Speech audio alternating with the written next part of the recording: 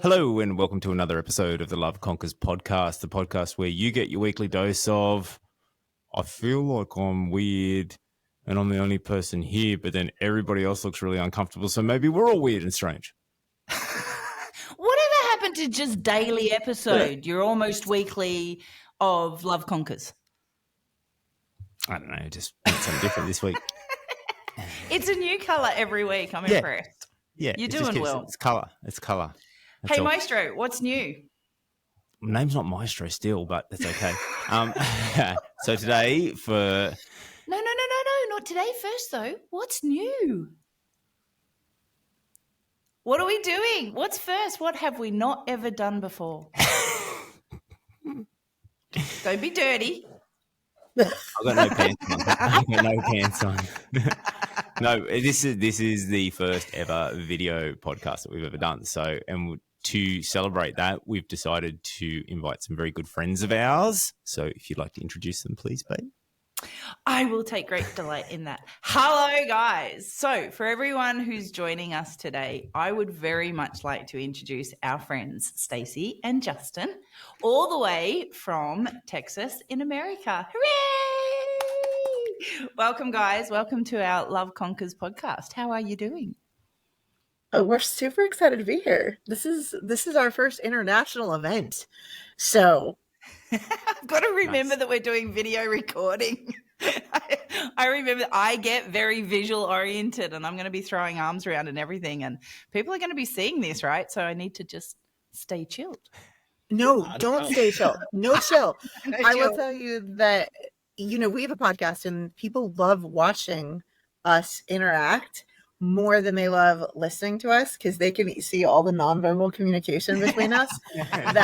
So this is new for you guys, but it's really that's like no nonverbal communication. No, none.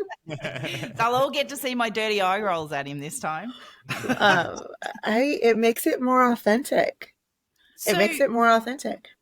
you just mentioned right there that you guys have already got a podcast going on over in America, right? And Mhm. you guys, just for full clarity, Stace, just tell us a little bit because the gorgeous man sitting right next to you is not your husband, right? No. So No. and I know your husband. I know your husband as equally gorgeous. Okay, so just tell me why are you guys with us today? Why are you sitting in that room together right now? Who are you together? Who are we together? Well, we Mhm. started a yonder ago that a yonder Four score Fourscore. and 7 years. Fourscore and a couple of years ago that he started as my coach, my health and fitness coach. I wanted something different and I wanted to get out of my own way. And as fate would have it, I didn't choose him. He was literally given to me. And I was like, who is this young guy? Like, what could he possibly teach me? Like, I'm like, okay, whatever. But he was really good at his job and extremely good at his job. And as time went on, he called me friend. And I'm like, we are not friends. I do not want to be your friend. I absolutely will not be your friend. And you could just be my coach. And you can see which one of us won. Because now A little bit more than friends, right? we're business partners together. Share a bank account, legally binded, and everything. Yeah, we're legally binded for eternity and here and travel together and all of that. So And that you is get how in we got Australia, to it. that equates to a marriage, right? So, for all intents and purposes, this is till death do you part. I like to call it our platonic marriage. Yep. Yeah, our platonic marriage is kind of really how it functions. So in regards to transitioning, you meet Justin. Justin is your physical coach, so personal trainer type. Is that where it started from? It really started with nutrition Mhm. and pulling back because I have a tendency to overdo things Okay. and go too far and too hard and don't stop. Mhm. And so he was like, hey, girl, slow your roll. And I'm going to get you out of your own way. And I fought him pretty hard. Like, I'm a really strong personality, really driven, and I carry a very big sword. And so in the course of coaching and all of that, I would say he was like, you can lay down your sword. Like, you're going to have to pull back to restore the systems of your body. You're going to have to pull back to do all this work to get your body to cooperate with you. And I mean, Kaz, you know me really well. And Matt, it knows me a little bit. But I don't take direction really well. I don't listen to people. I don't really. This is why you and I get along so well. I don't take suggestions well. If you tell me not to do something, that is a surefire way to get me to do something. If you tell me I can't do something, I'm like, oh, okay. Hey, yeah, again. Watch me. But to go back to like how we got here is that our coaching relationship went well, and then our friendship grew because I came out to visit him and his wife. And the first time we had ever been in person, because all our whole relationship was online, is that we rolled jujitsu together. Like within first 15 minutes of seeing each other, it was like, okay, let's go. And so, and then the joke was like, what happens on the mat stays on the mat, and we're drinking after, right? And I'm like, yeah. So really it went from never seeing each other in person to 15 minutes I'm at his front door. We're in no gi, and I don't even train no gi. And I'm like, great, delightful, phenomenal. So tell and that's me, really where it went. Like, I know you guys are sitting in the same room at the moment, but a really important point just there. When you started this journey with each other, you're in California, Stace, and you're in Texas, Justin, correct? Like, this is not something that you had to be physically in the same room to achieve these goals. Oh, 100%. And truthfully, having started a business together, until we move here, we are currently not in the same state. Yeah. So everything, not only me working with him, but everybody we work with is online. And so to get to where we've been in the time we have is really kind of, you asked like, how did you get to be friends?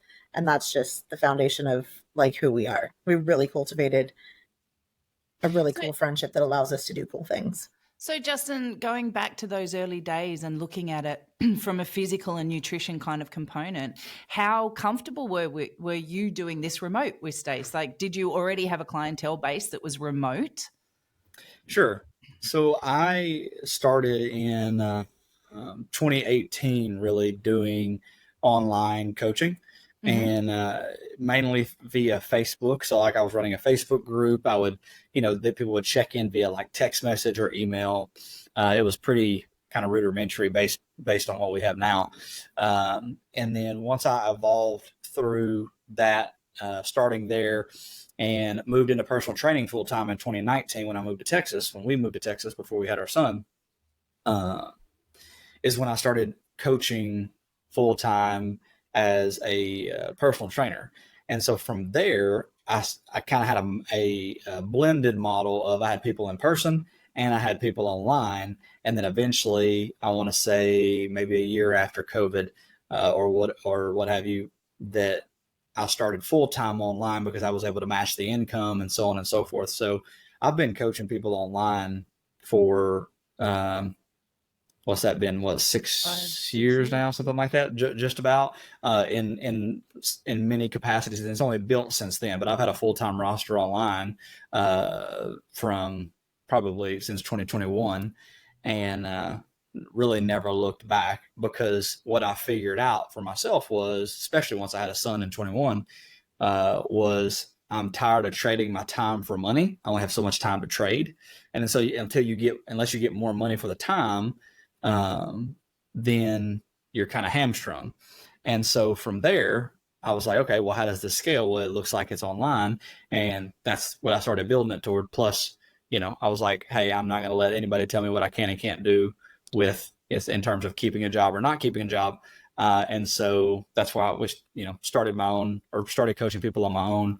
And then of course now me and Stacey are in business. So yeah, I was doing it online well before Stacey was a client of mine. But it's just gotten better since then.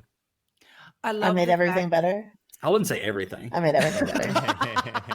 I made everything better. I like his honesty. So how did you, I noticed that when I was in the industry myself, it was quite difficult to sort of scale that sort of online side of things, because it was well before the time where we all sort of had that mentality that, oh, actually online is something achievable, and a lot of people actually sort of look towards online stuff more so these days, I find. So how did you make that, or how did you, I guess, tackle that mindset, getting over the hurdle of adopting that? I mean, you mentioned there that it's the scalable version where you can make sort of that more options there, but how do you, I guess, navigate around the tactile aspect of that role? So that's a good question. So a lot of people I found in personal training was it didn't matter what their training program really was. And this actually, funny enough, one of my best bosses I ever had and a good mentor of mine, and still a really good buddy of mine today who lives here in North Texas, is from Australia. And he was basically my mentor through personal training. And he taught me that was like, look, dude, programming is great and specific goals are great, but 99% of the people who come and get personal training, they just need to move in some capacity and then continue that with some sort of regularity and consistency. So what I figured out was, well, the physical aspect, yes, is important if you have an injury, if you have a specific goal, things like that, and you need a little bit more of a tactile approach and like, hey, move your body this way, or maybe if you've never done it before. I would say even if you were motivated enough and you've never done it before, you could go to YouTube and look up how to squat, right? Or take one session a week from a personal trainer and learn a lot and then go reapply it. So what I found was, hey, let me give you a movement plan to go and execute on, and we can talk about how well you're sticking to the execution piece. But what was really the issue was what was going on outside the gym, right? It's like everybody knows abs are made in the kitchen, right? That's like a really popular saying over here. And so people are like, okay, well, it's what you do. It's what you do the other 15 waking hours of the day, not the 1 hour that you're in the gym, that really add up to what you look like, what you feel like, how you move throughout the world and how you show up. So I started figuring out, hey, people need to be coached on lifestyle practices plus how to not eat like an asshole, essentially. And it took off from there. So that was my biggest piece. Now, again, there are some pieces where people are, hey, like, how do I do this in the gym? And we can go down that rabbit hole, but it's very few far in between. Yeah, cool. Nice. It's also not the majority of what we do now. And it wasn't my background of how we came in. So we came from very different sides of an industry and we're like, oh, okay. So talk us through that, because that's my next question. So we know, Justin, looking at the landscape, you come from that physical, nutritional mindset of move more, eat less kind of component. And you've been able to transition that from a physical have to be there holding their hand to a check-in process. Here's your program and I'm going to make you accountable, even if it's remote. So Stace, how do you enter into this equation? What is the background that you're bringing to the table for the business? I wanted to turn the whole industry upside down. Why? One, it freaking hurts people and it's not sustainable. I mean, I grew up with that whole eat less, move more, and it never talked about systemic behavior change of, hey, why? And so I decided, with my background in trauma-informed care, in yoga, in nervous system regulation, in behavior, that training was my hobby, right? And I was doing everything right. Like, I had a coach before him that let me do whatever I want. They let me lift heavy. They gave me somewhat the same protocol as he did, but I ran that poor fool into the ground because he didn't know how to handle all this. So it was a matter of respectfully, it's a lot. I get it. Too late. Kaz. She's getting such a good kick out of this right now.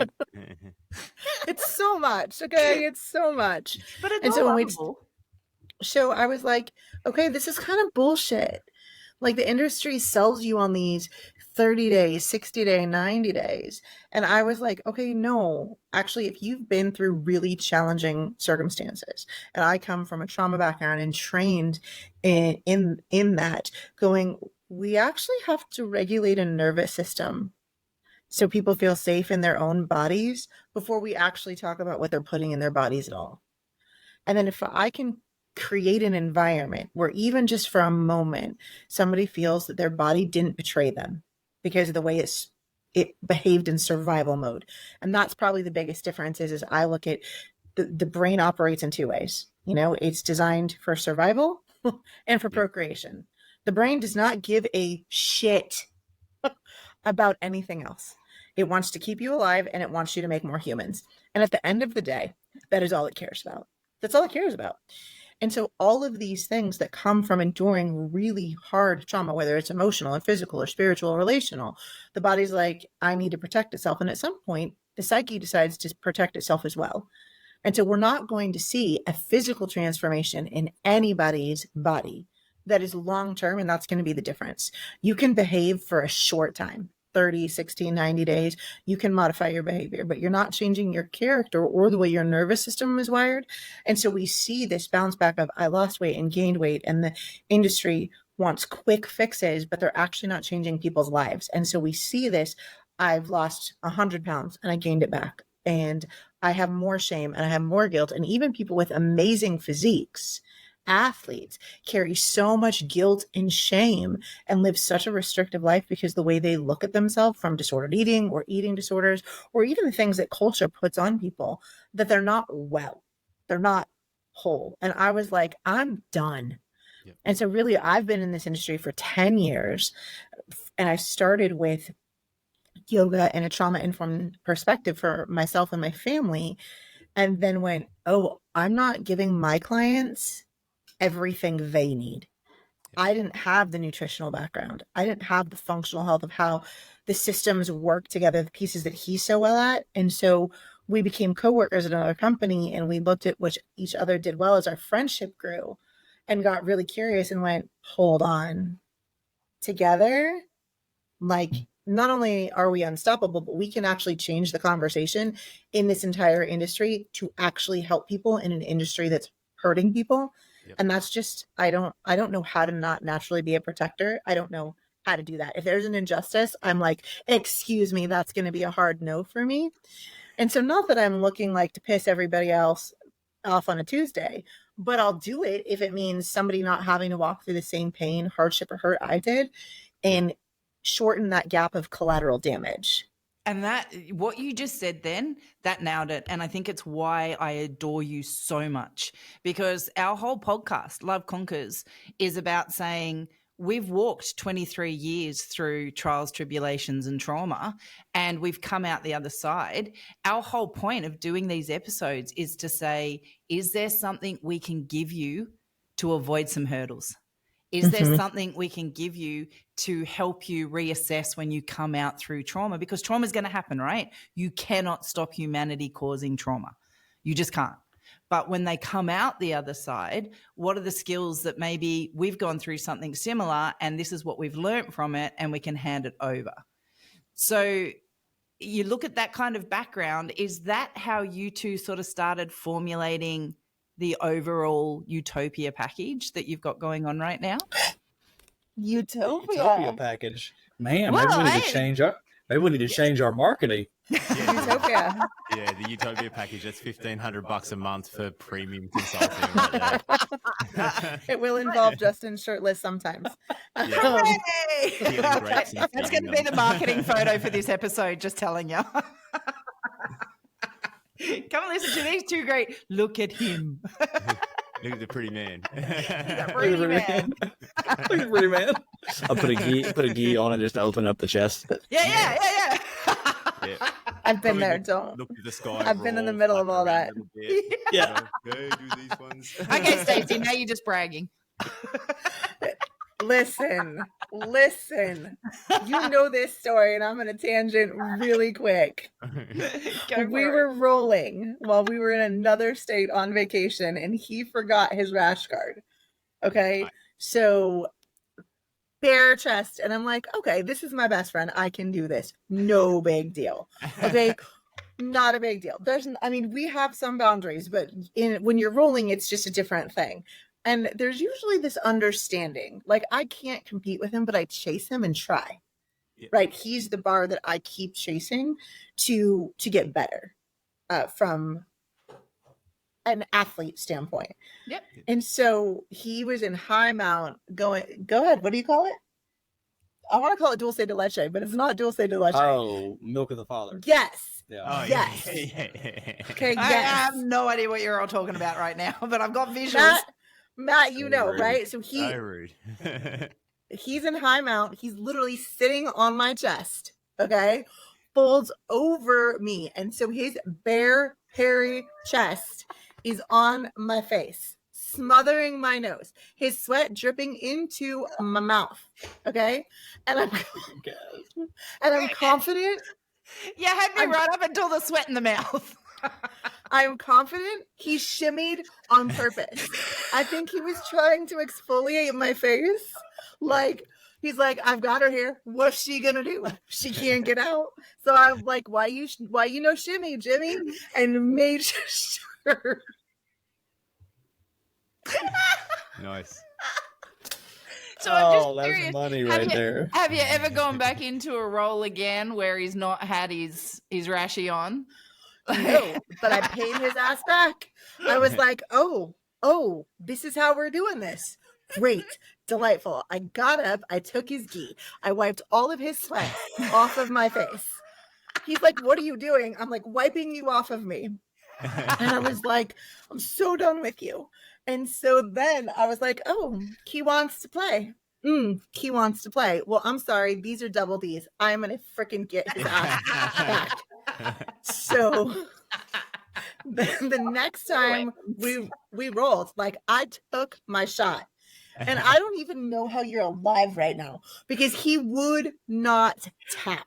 Like, he would not tap. So I'm in high mount. He's got all of this on his face and all of my weight on his face. And I'm like, he's dead. I'm confident he's dead. And he wouldn't tap. And so finally time runs out and I'm like, I can't believe he didn't tap. And he's like, it's not nothing. I'm like, like, he didn't even give it to me. Like, there was. That's what you get. Hey, that's what you get when you're a baby white belt. You just struggle until you die. Yeah. That's so thanks for the good sets the time, sugar landscape. tits. Did you hear what Matt said? No, what Thanks for the good time, sugar tits. Matt. That's amazing. Oh, So Justin, Matt- I so dare you to say that next time you're on a roll with her and you get off. Oh, no. You don't even know, Kat. He says it to me every day. So here's, do we tell them the inside joke? The nickname? Yeah. Yeah. So, my husband was out of town for 8 weeks. And so when my husband's gone, it's, what's up, bitch tits? But when my husband's home, because I'm in a much better mood after my husband's home, after not having sex for a really long time, he's like, when your husband's gone, you're bitch tits. When your husband's home, you're sugar tits. Yeah, So for Matt, that works perfect. because you're just more pleasant to deal with. Matt nailed it. I couldn't have worked better. Matt had it. Matt had it, bro. Yeah. So Matt, you knew without knowing. That's amazing. That's amazing. I do like that.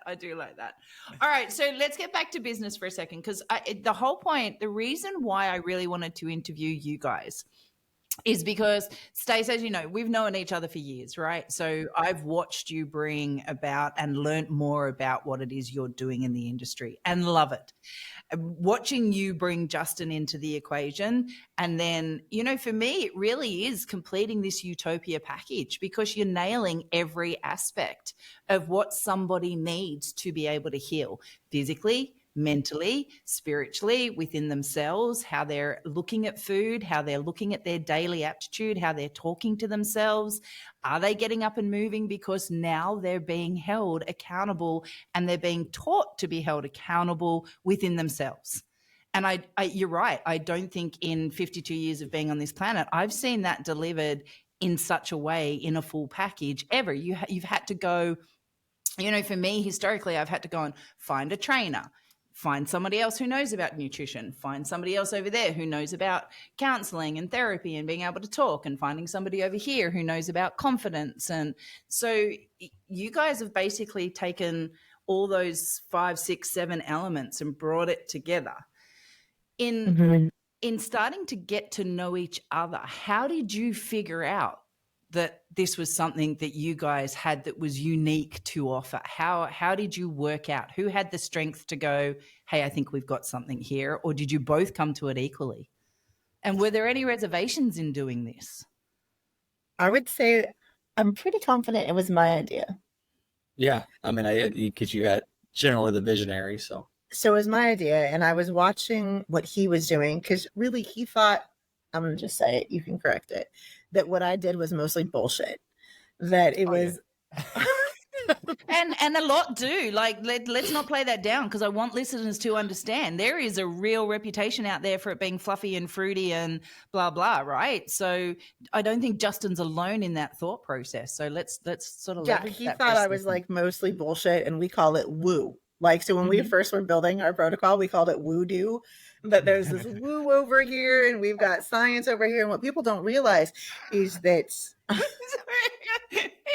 yeah, if we hear woohoo, go, is your woohoo okay? That's a vagina. We also care about people's vaginas, and I do give homework for other things. Okay, so depending on who needs dopamine, I do recommend different things if we're trying to get neurotransmitters and happy feelings on board. That's part of the Utopia package. For sure. That's the 100%. Platinum one. Battery operated Utopia package. So if it works, go with it. Dopamine. Serotonin, oxytocin. Right? I'm not mad at it. No, I'm a fan. So I'll use whatever neurotransmitter I need to regulate somebody's nervous system. Like, I'm like, okay, I'm done. Yep. So he thought what I did was mostly woo. And in my client base, when we were working with the same company, he really got to watch me. And as our friendship grew, so did our trust for each other. And something that he really wasn't open to, it's a way that I love the way he thinks, is really with curiosity. He's not really dogmatic about anything. And so he's like, okay, I trust her. I'm just going to watch her for a little bit. And as he learned from me, I learned from him. And because I attract people with such a trauma narrative who carry these physical ailments, like we're talking about autoimmune disorders, inflammation they don't understand, I get random people with not so random things that no doctor can solve. And we're not doctors. We don't play them on the internet, but people come to us when they've tried absolutely everything and they've been disappointed, discouraged. They don't have hope. And they're like, okay, I'll try you. And what happens is that as we watch this, we said, let's just test this out. Let's just make a sample group. I'm like, this is my vision. This is my idea. I watch what you do. I know what I do. What happens if we try this dual coaching approach, which I've never seen before? And I always joke to him, like, there's a difference between a bleeding edge and the cutting edge. And for my time in my industry, I've always been on the bleeding edge, which is, it's not a clean cut. Like, nobody believes you. And as you're like carving paths, people, there's a lot of criticism and go, this doesn't work, until it does. And here 10 years later, we're just at the place of this convergence in this industry where people are looking at us and go, oh, no, this is actually science-based and it does work. So we created this sample group and collected all of the data. And we literally got to watch people's lives transform in such a more rapid pace than either one of us could have done individually. Things that were unsolvable, and they're usually inflammation, digestion. They have to do with female reproductive organs and all of that. And usually somebody tells me something, I can tie it back to when the body had a survival response and decided to protect itself. And that was really the vision that I had. And we just tested it and tested it and tested it and tested it. And we're like, oh, we've got something here. So Justin, when did you stop wooing and start believing? Ooh. Stop wooing, huh? Which is also a thing in the States. Yeah, exactly. Did you stop woohooing? Yeah, woohooing. Yeah. No, he's I've still never woohooed. stopped. Yeah, I woohoo. I woohoo often. All day. The thing that I saw with Stacey was, she's right. I was like, this kind of seems a little bit of a reach for me. I'm not sure. I've never seen transformation happen like this. But then I also had a problem to solve because I was like, hey, my females are getting harder to budge, and not just mentally, but just in their physique. And I knew that there was a heavy mindset component, and I thought I did a fair job of breaking down, the practicality of those things. But there was just some things you don't know what you don't know. And so I, like Stacey said, I was like, I'm not sure that I believe this to be all the pieces, or I don't know if I believe this dot to be connected to this dot and how you say it is. But you know what? I've been wrong before, so let's watch, right? Let's see. And so I watched and I saw, and I was like, oh, well, that dot does connect to this dot, but she might be like, she could supercharge that process with this over here, right? And so we started to kind of lay the foundation, lay the pieces together of what we do today. And when I saw that, like, oh, if you dig into somebody's history and get them to be aware of what is causing this brain response, essentially, that's affecting their entire nervous system, which is affecting their other, like, endocrine system and so on and so forth, which is affecting their weight, right? Like, it all trickles down to the metabolic piece. That there is a more permanent aspect of change. Now, albeit for some people, it's for sure going to be slower, right? Like Stacey said, it's not a 30, 60, 90 thing. I mean, we tell pretty much anybody who comes to us, hey, you're looking at a year minimum, most likely 18 months to 2 years, right? And it just depends on what we're trying to do, right? Like, is it a big T trauma, or is it a little T trauma? Is it a lot of little T traumas? Like, we have to work through what we have to work through. And, yeah, when I started that, I was like, ooh, this is, that's heavy. So I need to figure out what she knows and recruit her, which of course she was already my client. So we were already, like I said, doing the dual coaching aspect with a couple sample people, which a lot of those people are still our clients today. And it just kind of took off from there. So out of curiosity, was it more getting to know Stacey that helped you do the conversion, or was it really the scientific proof as you're going through and doing all the medical tests and looking at all the balances and the indicators and everything? Well, okay. The short answer is both, but yes, it really can't. The answer is yes. The answer is yes. The answer is yes, but the order in which it was the trust factor. So I was like, she's a professional at this. She's not just some yoga teacher who tells you that your chakra is wrong. Like that's like not that she didn't read the shit in the book and then just start telling people it, right? She's done it, and she's been through it, right? She's been through the fire and on the other side, like you talked about earlier. And so I can see her heart in it. And so that was point number one. And then point number two, she was like, oh yeah, go and read this book, go and look at this research, go and just Google search this, right? Just come back to me with what you think you find, and let's talk about it. And there's like, there's depths of knowledge that she has that I haven't even touched because I'm busy trying to carry my load over here, right? And we kind of have this shared aspect in that. But that was the order, I would say. It was trust in the person and the character and the belief that she had, not only in herself, which, like she says, she's strong-willed, so that was easy. But then it was there is some science behind this, because like you said, Kaz, that's what a lot of people don't have in their practice. And so they lose a lot of people. Like you start talking about energies and wavelengths and shit like that. And there may be some strings of truth in that, or some strings of usefulness. But if you don't tie it back to, hey, this is, it's allowing, or it's asking your brain to do this, and this is actually connected to your body in this way, then you lose people. And then they're like, well, fuck it. You're not even, that's not any more helpful than a medicine that my doctor could give me. So I'm going to move on down the road. So that's what it was like for me. Yeah, I find that's huge. Like, and ties back into a lot of the themes that we run through here with our podcast too, is like that mentality behind, like, be curious first, or ask the question first, instead of like just assuming that it's junk knowledge or it's junk technique or whatever. And then like going, hey, okay, let's play with this. I want to understand this better. I want to see where it goes. Then I'm going to stack some real credible information on top of it. And then, have a look at the stew pot and see what I've got inside, and see if it all mixes or if it turns into garbage. And that's like that point of call, like that's never led me astray. Hey, like that's always been a positive thing, is whenever I go, hey, let's understand a thing before I go, that's terrible, which is huge. Like, I love it. Well, he does such a good job. I'm a little bit wordy. And so in this union together is like he said it, he hears my heart. And so he was able, because of his such an expansive knowledge, like he's one of the most knowledgeable people I know. I don't know anybody that knows more than you do. And so I don't trust my clients with anyone.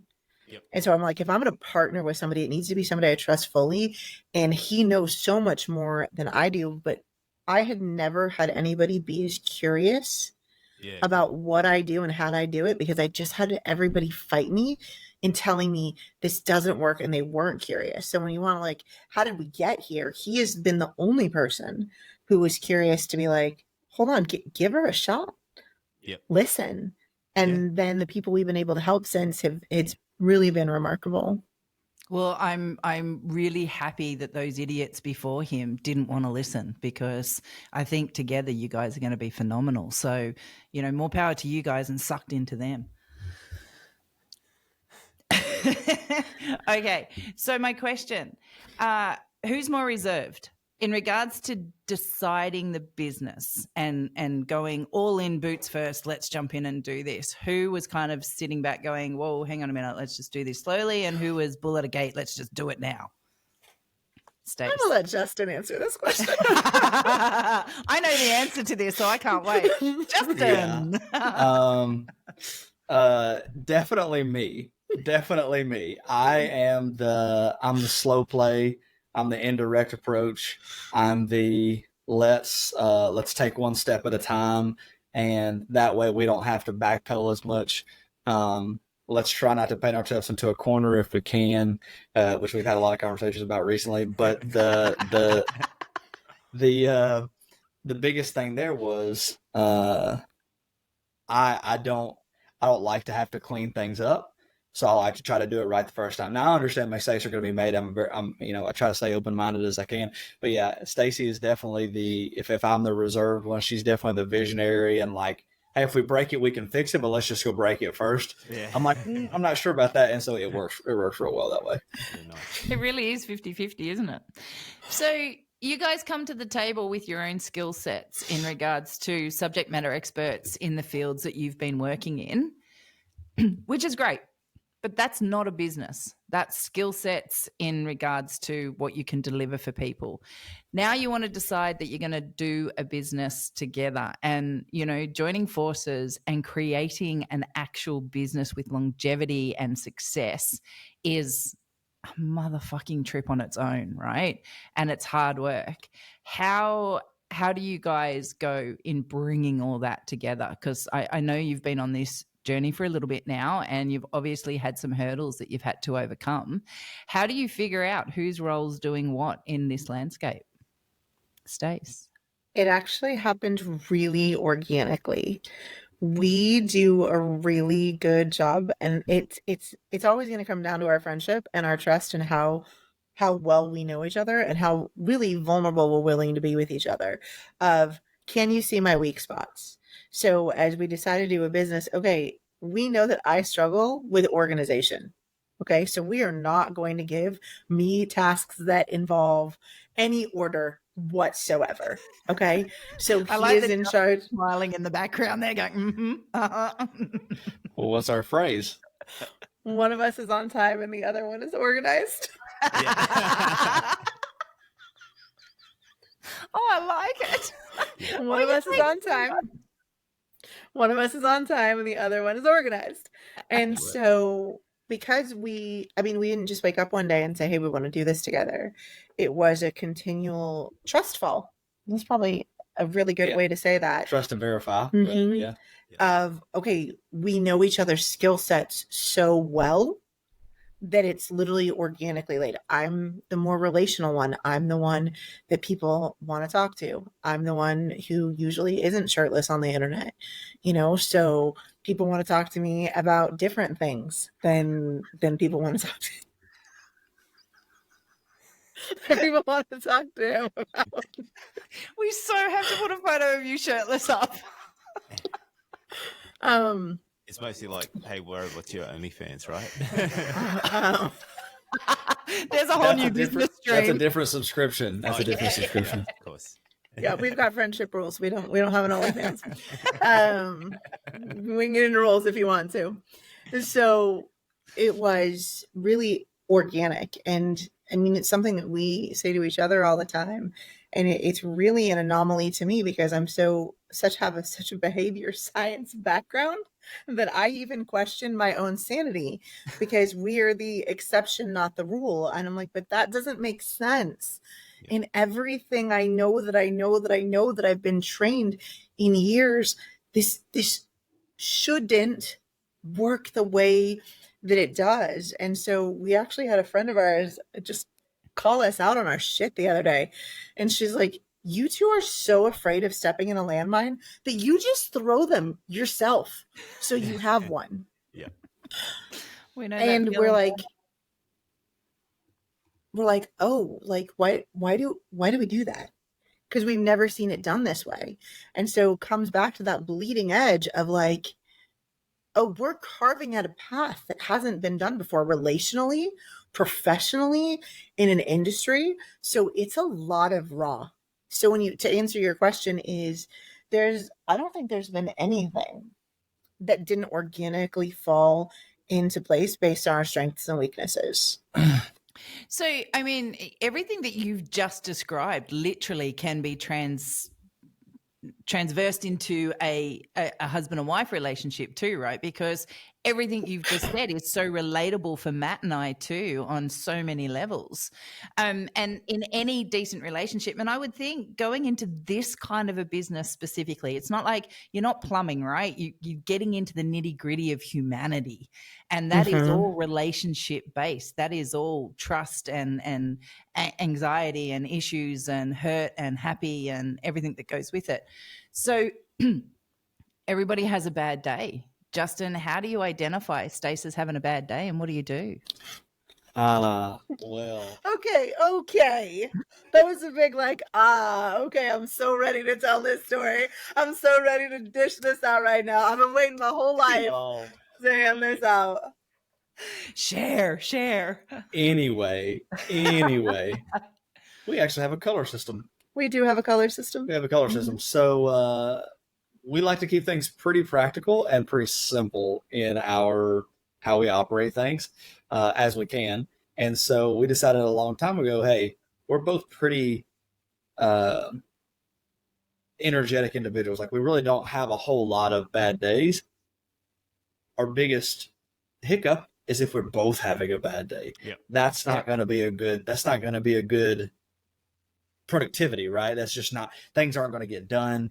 People might fall through the cracks or just in general, it's just wasted efficiency. So we basically have like a stoplight, right? Like, are you green today? Are you yellow today? Or are you red today? And it's not really just today, but in this moment, like on this call, are you green, yellow, red? And green means playful, willing to adapt, like willing to flex.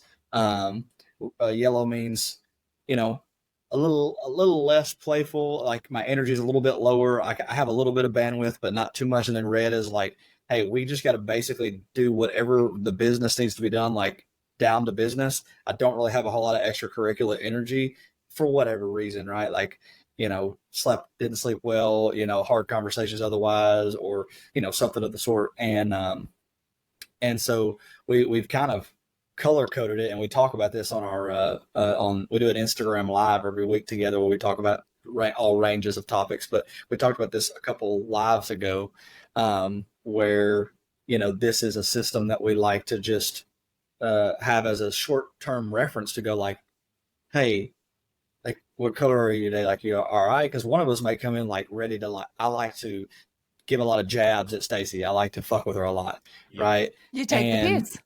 Exactly. Take the piss. Exactly. We gotta start saying that shit. You can start now. Do you want to say it right now? Take the piss. Mm-hmm. Yeah. Okay. Taking the piss a lot. Not taking a piss, taking the piss. Yeah. That's a very important point right there. Like, it's taking the piss, not a piss. And she likes to. No, well, what's the biggest? Oh no, I know how you fuck with me. She loves to quote song lyrics. And it annoys the ever living shit out of me if I'm trying to, like, if I have a thought going and she's like, oh yeah, like Mariah Carey said, da da da da da da, and I'm like, Okay. I wasn't at Mariah Carey.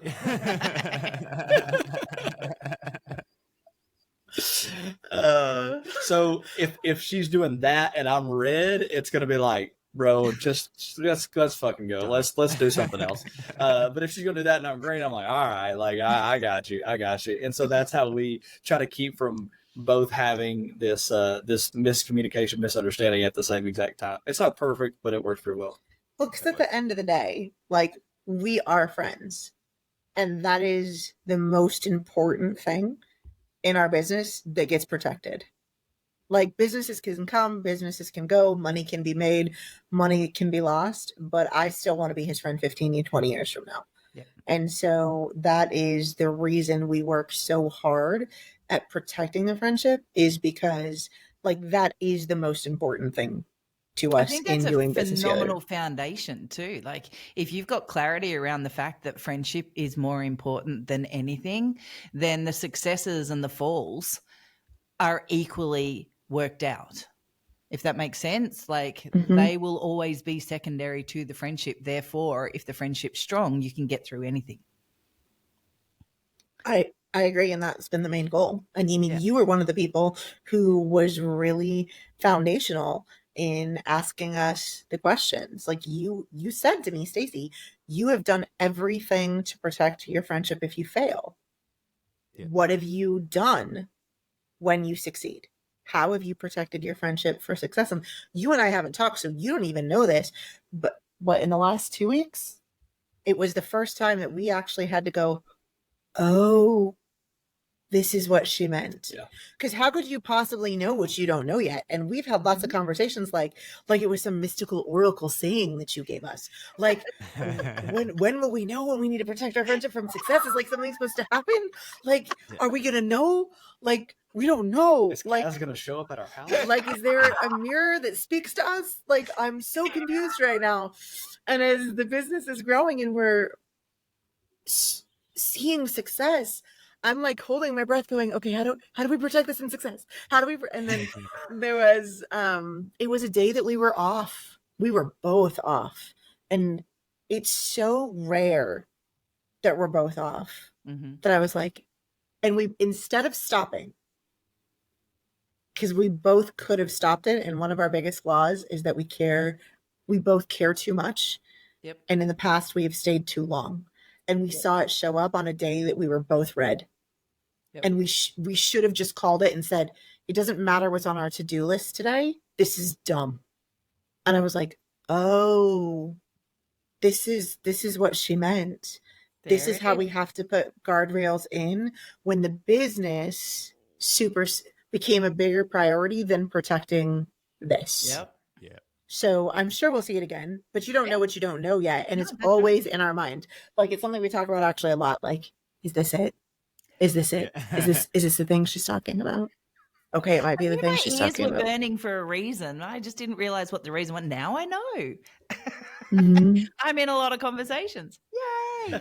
A lot. You don't even know how many conversations you're in. So many.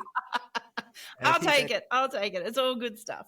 So, all right, you're having a bad day. You've both got the red flags up. You've got to look at protecting the business. And Stacey, you and I have talked a lot about how much I think this is going to grow and how quickly I think this is going to grow. I cannot emphasize enough how much I believe in this.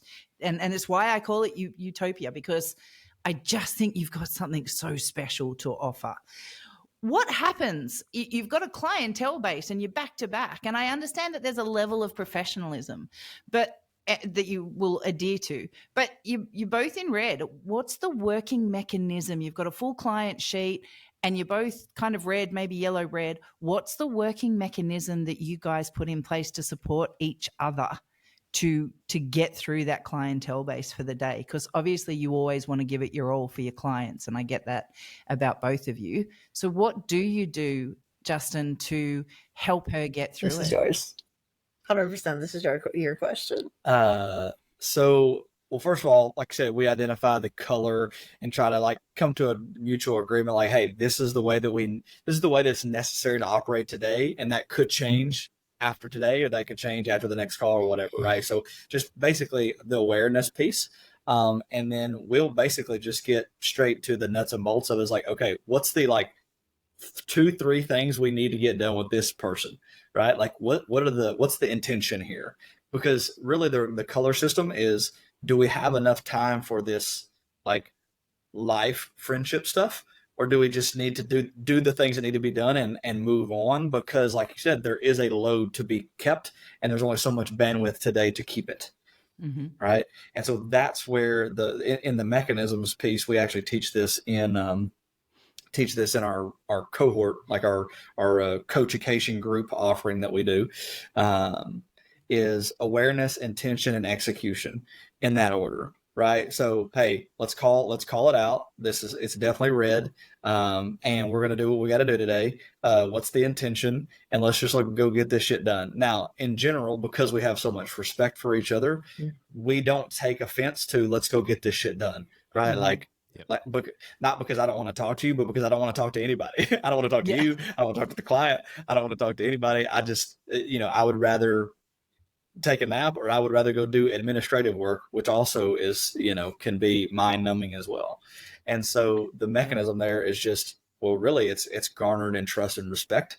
But when it comes to execution, it's more like, hey, this is bigger than us. And so we're going to get done what we got to get done, and then we're going to move on. If you got to, there is a lot of cover and move too. So like, hey, if you need to go get an energy drink, if you need to go to the bathroom, if you need to go for a walk, if you need to go get some water, if you need to go, whatever you got to do, then I'll start the call. You can come 10 minutes, 15 minutes later, and we'll knock the shit out. Right. And vice versa. So we do a lot of that as well. It is the cover and move. It's like, I've got your back, whatever you need. And so if you need to not be on this call, because we can run each call independently, should we need to. And sometimes when one of us is traveling with our spouse and the other one isn't, that's really, we cover and move. And it does come down to that mutual trust and respect. For as playful as we are together, when it comes to being professional and taking our clients, probably our flaw, and this is why we work so hard to protect our friendship, is we can detach very easily to do the job in front of us. Yep. And so our clients would never know that we're red, because we have such a high level of training to show up for them that they would never know if we hated each other 5 minutes before. Yeah. That's never happened. It felt no, but dramatic. that's a good marriage in all intents and purposes, right? Like you can be hating on each other for the day and still get shit done, and the kids will never notice. Well, because the mission really is to serve people and support them in their lives. At the end of the day, we're going to work this out together. But if we're not serving people well, then what's the point? Like, really, what's the whole point? And that is really like, we get to show up. I say it almost every day to him, like, I can't believe we get to do this. And that we get to do it together is just stupid. It's just stupid. Yeah. Or a bonus in our world. Yeah, same. I don't mean we know. Yeah, it's a bonus. It's a bonus. Yeah, and I don't think you're stupid. There's two areas there that I think is really valuable there that you've discussed, and that is for any relationship at all, like going forward, whether it's just friends or whether it's, your significant other, and that is that you've taken the time to form a plan about how you're going to tackle those low key days or those areas, and you've got a system in place as well. Like that's something that's a tool that's readily available and usable for any, I guess, relation you're having. I've heard a similar system used with couples and relationships where they're talking about their energy levels, and it's like, I'm at a 20 today.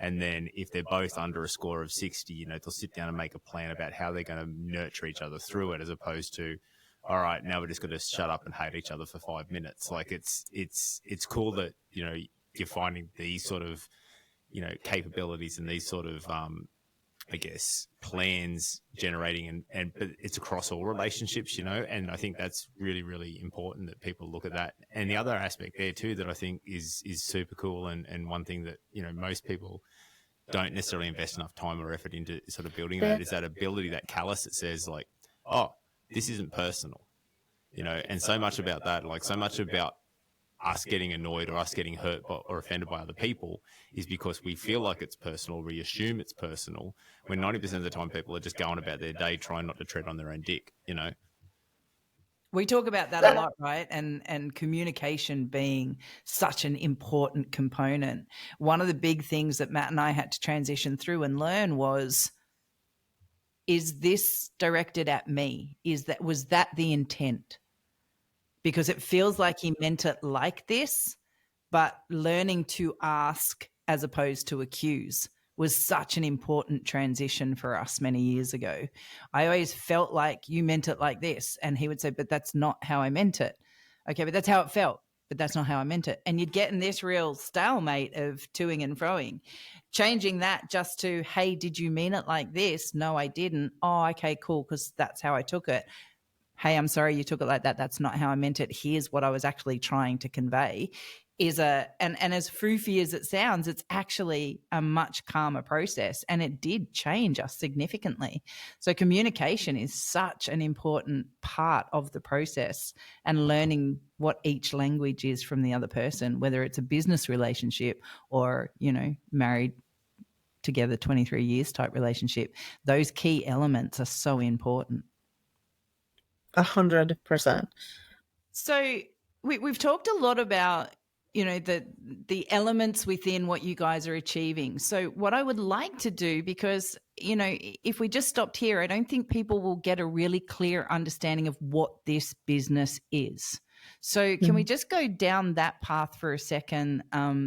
Stay starting. What is the name of the business? Who are you guys? We are Fortify Health Coaching. And we picked the name on purpose of something that gets built back up, like strong walls that really protect every area of a person's being. Like, we're going to build really healthy systems and strong systems for your health. And health is such a weird word now. Like, it makes you think of like wheatgrass and like broccoli and like all of the buzzwords of the industry, like, just make me want to have to like scrape my tongue. And so, like, health is only as good as your systems operate. Mind and body. Break that down a little bit for me. I'm a client coming to you. What is the process? Why am I coming to you, and who am I? Who should come to you? Yeah. So the person who comes to us is typically the person who has tried absolutely everything else, that they feel that their body has betrayed them in some way, whether they have an autoimmune disorder or they have a lot of weight they can't lose. Something in their body is not functioning properly. We work with a lot of veterans, first responders, people who are really of service. And so they've spent so much time being in service, and all this collateral damage of serving and pouring out for their country, for their city, for however they serve, that their body is still paying the price for it. And so things aren't operating. They either have chronic pain or chronic inflammation, or usually digestive issues. We have women with huge reproductive issues, and it's all a systemic response. So really, people come because they don't have hope, that Break they've been down promised. Systemic response for us a little bit. I'm going to do a systemic response. Yeah, so when we say the body responds in a certain way, or it's a systemic response, is essentially what happens is, I liken it to a sheepdog without sheep to wrangle, right? So if you think about, the veteran first responder, even we work really intimately with the foster care and adoption community as well, because those, as Stacey can advocate for, she one herself, those parents, those caregivers have a lot to work through. And so when you don't, in some ways, when you're hyper vigilant and you don't have things to go and do with that hypervigilance, your mind can adapt to that to some degree, but your body has a harder time, right? Which is why people say, hey, I don't feel stressed, but your body's telling me otherwise, right? I can go and run a lab test. I can go and run other things on it. And it actually, I can show you, like, with some objective data, like, something's going on, right? I know you don't feel stressed, but your body's telling me otherwise, right? And so because that what happens in our brain is so intimately tied with our endocrine system through our central nervous system, right? Like our adrenals, our gut, our sex hormone, our liver, our thyroid, things like that. That systemic response comes from fire alarm going off, but there's no fire, right? And so we see that feedback happening, like Stacey said, through whatever the symptom happens to be, whether it's shitty digestion, no pun intended, or But I like you it. know, You could not. Did yeah, you? I could not. Well done. Yeah, slow metabolic rate. What we have started to turn into a phrase over here called weight loss resistance. And what a lot of people try to do, Kaz, is they try to start from where they are and start adding stress to the system to get an adaptation, right? Because you have to add stress to the system to get an adaptation, just like lifting weight. You got to lift heavier weights to get stronger muscles, right? Well, what they don't realize is they're starting from down here and they're adding more stress to the system, and it's going to fizzle out real quick if it works at all. And so what we do is we go, hey, we see you're right here. We need to get you up here. We need to build up we need to fortify, aka why we start our name. We need to fortify your body's response to stress, and then we can add stress to the system and get an adaptation that you want: weight loss, performance, health outcome, XYZ, you name it. And so that's where the systemic piece comes in. It's kind of like trying to untangle headphones by just pulling on them in both directions. It's just going to make it tighter. You gotta take some time, and you gotta pull that thing in certain directions until you get this this configuration where you can actually straighten things out. And I'll even add, we don't work, or the people who are attracted to us have been conditioned by chaos. Yep. Not for it. And that's very, very different. And so chaos feels like peace, and peace feels like war. Yeah. And so they're used to going balls to the wall. They will do all of the things to the nth degree and execute amazingly. But their central nervous system is going, oh, hi, I'm so sorry. No, no, I'm not going to do that. And so what they do is they work harder and then get more frustrated. And the industry says, eat less, move more, do this program, do that program. And because of how they are wired, because they're all fighters and servants at the same time, they just go do more because they can detach from their bodies very easily to override and execute. All day long, override and execute. And a lot of that is bringing it back, going, no, we're not going to override and execute. We're actually going to be really present and cultivate some stillness, which doesn't mean stand still, because that would be horrific. And so it's that understanding of this baseline of what do the systems look like. It's always going to come back to the nervous system every day. How amazing is the light bulb moment when you see it in your clients? Oh, I don't really know that there's anything better. We just brought on a new client last week. I don't know, the days are a blur. And first responder did threat assessment. And so it was so funny because she was profiling me from get go. And so she'd listened to the podcast and had been following us literally for 1.5 years. Oh, wow. Our courting process is a long time because people who are servants and warriors, for lack of a better term, your trust level is this big. Okay. My spidey senses tell me right off, or you're good and you're bad. And because you are so trained that you don't trust people well, because you could probably do the job better than them, truthfully. And so many people have disappointed you. Matt, why are you laughing? No, it's true though. I'm too old to be disappointed again. Yep. Yeah, and I know too much to call on you on your bullshit of how you can help me. Yep. Right. And there is a lot of fluff out there too. There is so much shit out there that's we're going to revolutionize your world. We're going to make it a change. Here's a pill. It's a quick fix, blah, blah, blah. So, we get the distrust factor.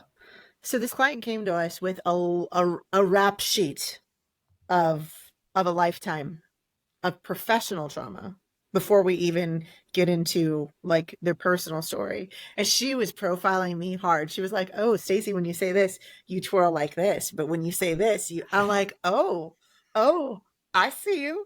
I see you, girl. I see you. Okay.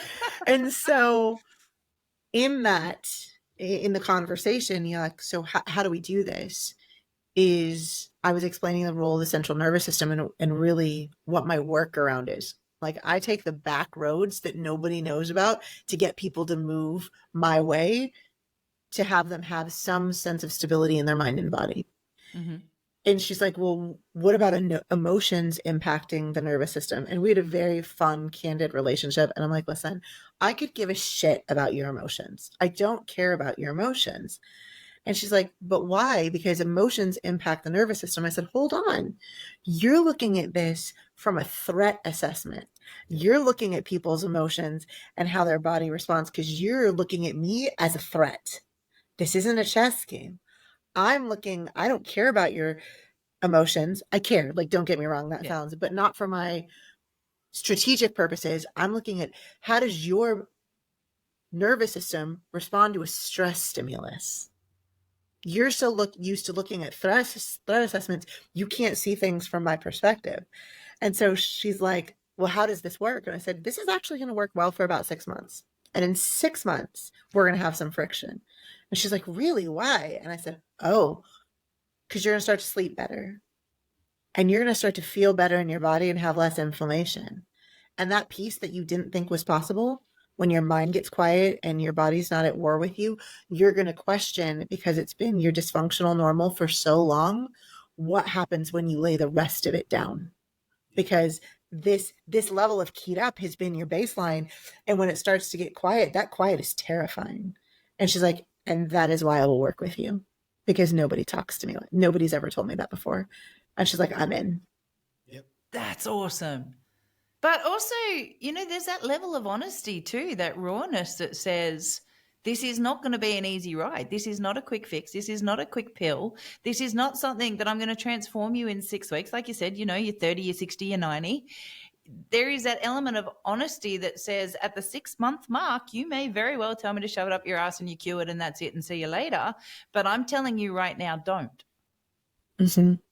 And then it's your choice.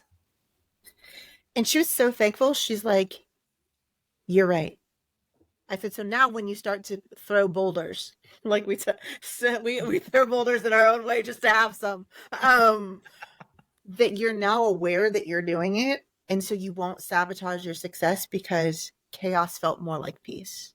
And that's probably the biggest challenge we run into is that when people actually start to feel this change in their mind and their body, that it becomes so anxiety ridden because it's such a new feeling, because they're so trained for threats.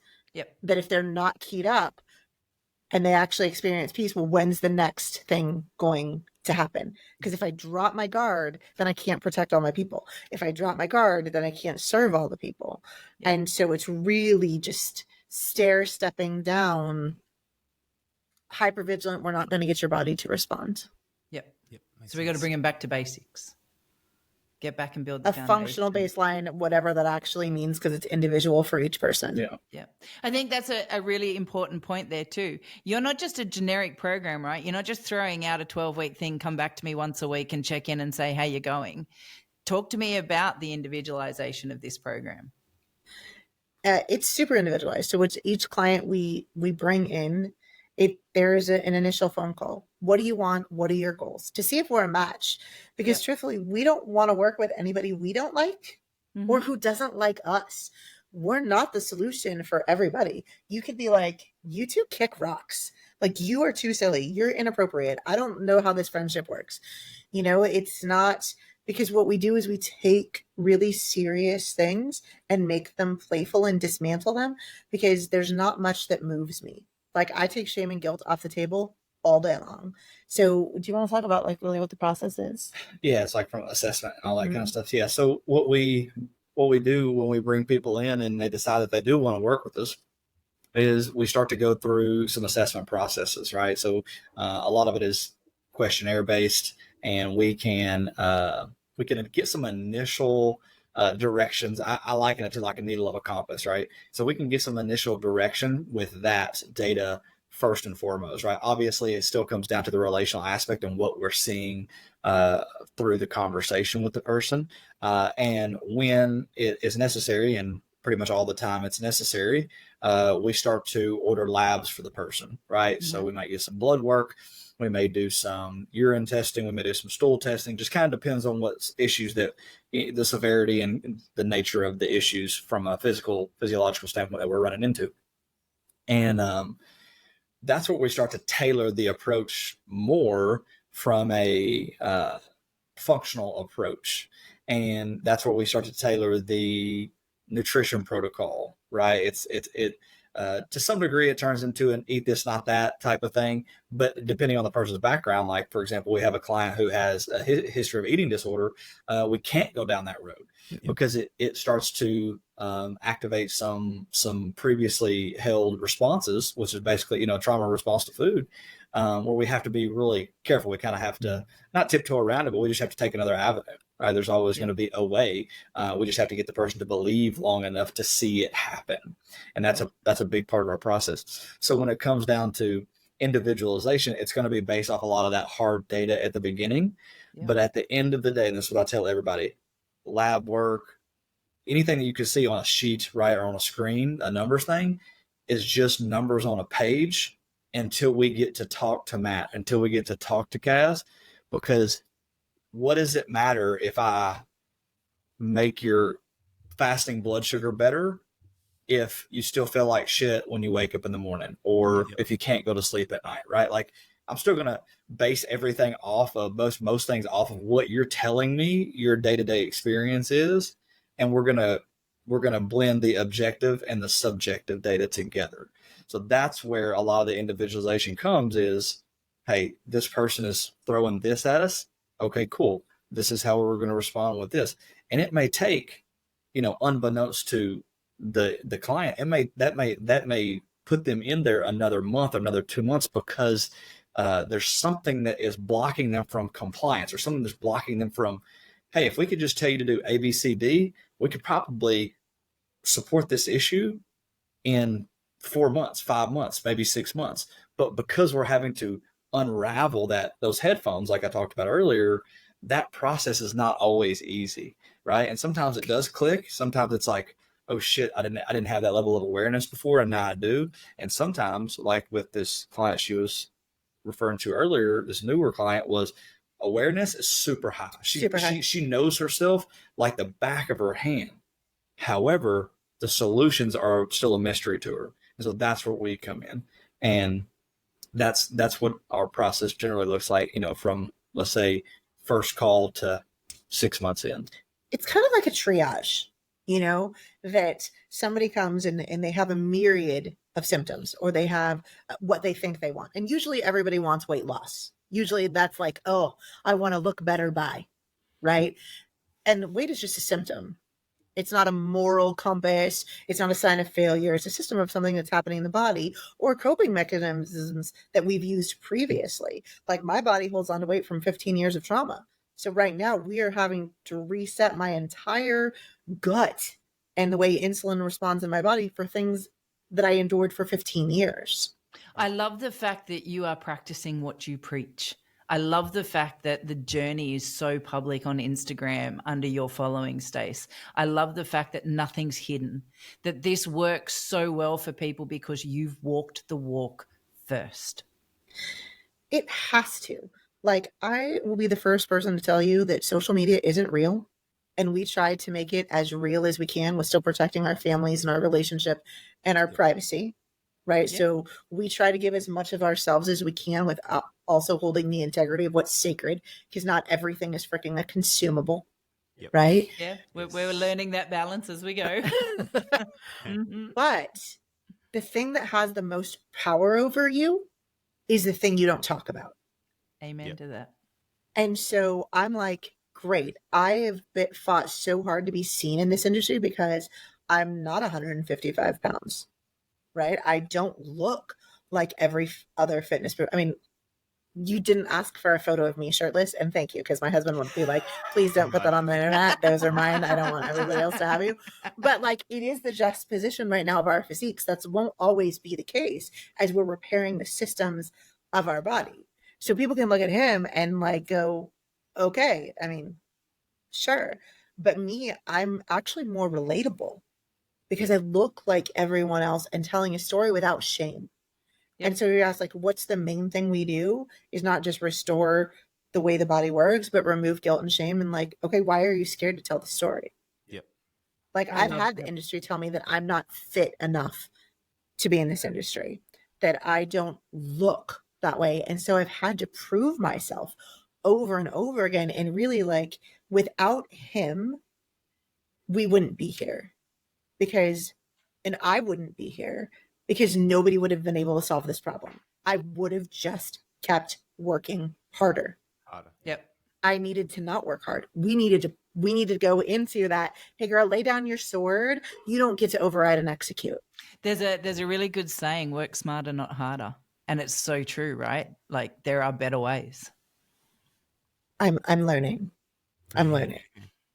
But I love that. I love the fact that you're not coming in and saying, you know, we've done it, we've hit it, we've made it, we're successful, learn by us. We say that on every episode.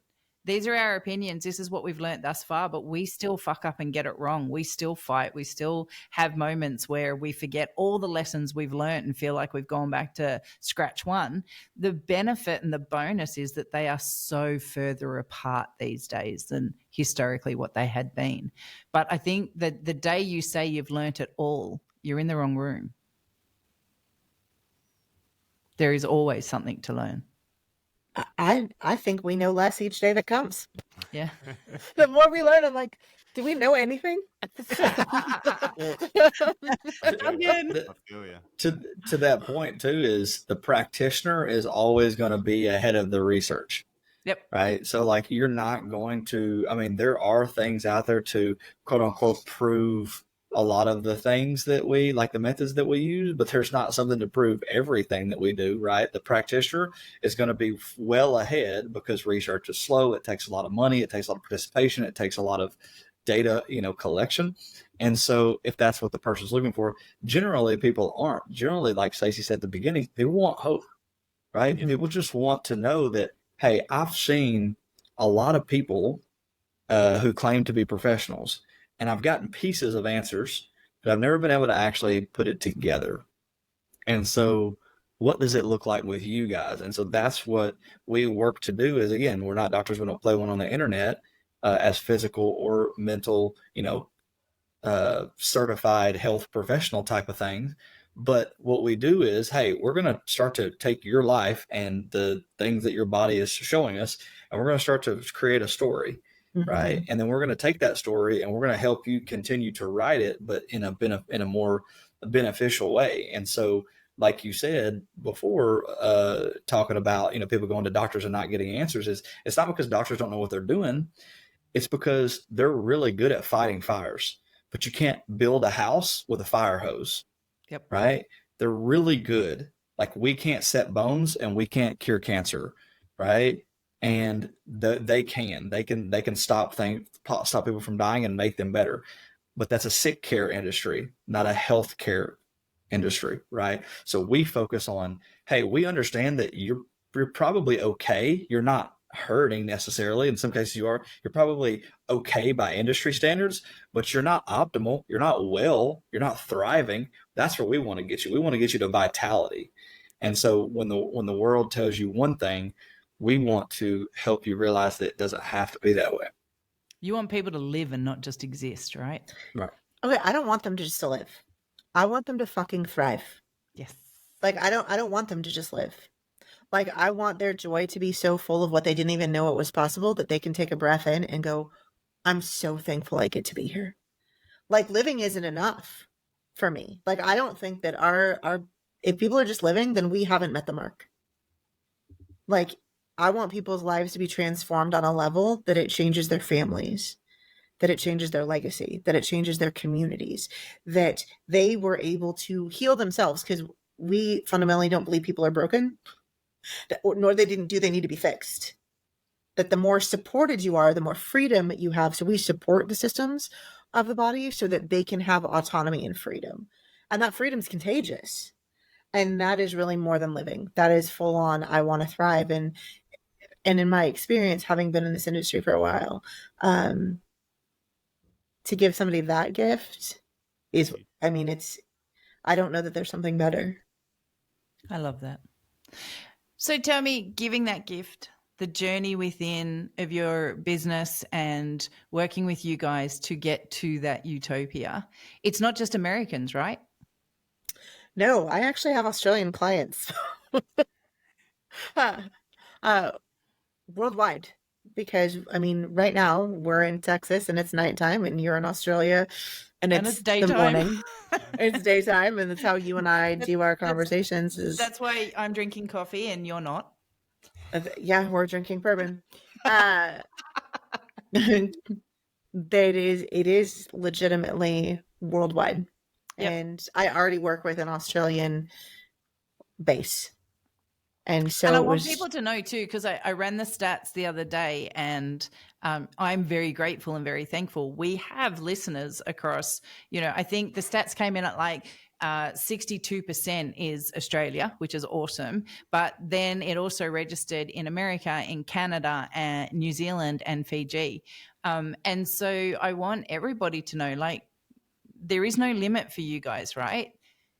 Anybody can come to you. Everybody can come to us Mm-hmm. To do the work. Yep. And that's really what it comes. It's not, I never want to say that what we do, the process is easy. Yep. And so it takes people a long time to say yes. Typically. And what does that journey look like? So I'm in, I say yes. And I know that before, I want to give people a bit of expectation on what that means for them to want to commit to a program like this. Justin, you mentioned earlier on in the podcast that, people might come and think this is a 6-week or a 9-week journey. Great. But realistically, you're looking at 12 months to 18 months to really process through. What does that level of commitment look like for that person on a week in, week out basis? Because I would guess that, and I'm only guessing, so please tell me if I'm wrong here, but a lot of people will go, I just don't know if I have the time to invest in myself at this level. What's the answer to that? What does this look like? So from a time we spend communicating standpoint, the base level is an hour on a call with both of us every week in the beginning. Right now, after 4 months to 6 months, maybe something like that, depending on what the need of the person is, that time may reduce, or there may be a more of a bi-weekly cadence than a weekly cadence. It just, again, the journey is a little bit more independent per individual. But at the beginning, it's a lot of guidance, and so it's a weekly, 2-to-1 call. There's like meal guidance, food guidance. So that's going to take, I would say a good hour of the week, right? Just to digest what's on the page and make the food and understand what we're trying to do. Right. There's, depending on what the person needs, right, there's going to be at least 30 minutes to maybe an hour of movement, on most of the days of the week, right? We actually generally start a lot of people off. We actually have to pare a lot of people back. Mm-hmm. We have to take a lot of people down to very baseline minimum, which is just a lot of like walking. And restorative type movement. Because again, we are trying to build and support the systems. Like Stacey said, we don't believe people are broken. We believe they're missing some support in some key areas, and so that's where we get them to. So on a weekly basis at the beginning, it's a little bit more intensive because you're learning so much, right? Again, we're heavy on education in the front half because we really need people to understand, like, this is why we're doing this. Because even if you don't really care about the why, if you know it, you automatically have a little bit more propensity to do it. Yep. And so from that standpoint, if you're talking about, hard numbers, I would say at the very beginning, it's probably somewhere between, 2 and 4 hours of dedicated attention to the craft, to what we're trying to do. Now, once you get into a little bit more of a maintenance, and we have some protocols in place, and you're just, we're monitoring and adjusting along the way, the attention goes down a little bit more. Not like we're not still engaged. The attention goes down a little bit more from their standpoint, and we're continuing to monitor and assess. Right, we're asking for a weekly check-in that includes usually like pictures, weight, measurements, answering questions, things of that nature. And then, of course, we're going to have a Zoom call, a video call, to say, okay, what's going on this week, right? Because there's a lot of things you can glean from words and numbers on a page, but there's a lot of things that you can't. And at the end of the day, like I said, it's a mixture of both of that information. So is that helpful? Yeah, absolutely. Look, I think setting the expectations up front, right? Because that's what everybody wants to know. What's two things? What's in it for me? What's in it for me? And what do I have to do to gain it and achieve it? And so if you have the foundations of that, I find people are more inclined to become inquisitive if they get those two hurdles out of the front. What I found, it never actually comes down to time and money. It comes down to, are you willing to make yourself a priority and heal? Mm-hmm. It's never about the time. It's never about the money. Sometimes price point can be something, but typically it's not, because when you get to go, I want to work with them, you've spent more money not solving a problem than what working with us costs. And because people typically see such quick results, and when I mean results, that's not necessarily weight loss, because we typically make people eat more than they're currently eating for the first few months. I'm like, what do you mean? And I'm like, well, when you're in survival mode, so your body, it's not going to do the thing. We actually need to make it think that you're not surviving. Like, we need to actually feed it. It's a weird concept, but we run into an obstacle of people like, I don't have time. Well, actually, how much time do you spend scrolling? Yep, 100%. How much doom scrolling is probably the biggest thing we see right now. People just wanting to numb. Yep. Yeah, because they don't have a direction. Guilty. Yep, so guilty. So it's giving people perspective of what it's actually costing you in your life. Mm-hmm. Yep. What does it cost you to be present? You're spending the time either way. It's, do you want a solution, or are you okay in your dysfunctional normal? And if you are, okay, we're not going anywhere. Like, I'm okay with that. Like, we're not making you. And so that's the 2-on-1 coaching. But because we found that what we do is so education heavy, we built a 12-week, we like to call it a coachication. We also like to make up words. Yes. Webster's has not come on board yet. Well, okay? I mean, they're Australian, so they understand that practice real well. There's a lot of things that, we make up a lot of words, are beyond definition in that regard. And I don't think we make up words. We just cut a whole lot of words in half because we're lazy. So we just mash things together. Okay, it's like that jujitsu roll. We're just gonna mash it and exfoliate it and hope you can breathe afterwards. That's it. What I will add to that too, Kaz, because I agree with the use of the term expectation. We actually have a list that we send to clients. Mm-hmm. We call our rules of engagement / our client expectations. Okay, and it's right now it's 11 points, and again, it's not like a memorization thing. It's a document that you can look at and start to absorb and digest. And it has things on there like curious, not judgmental.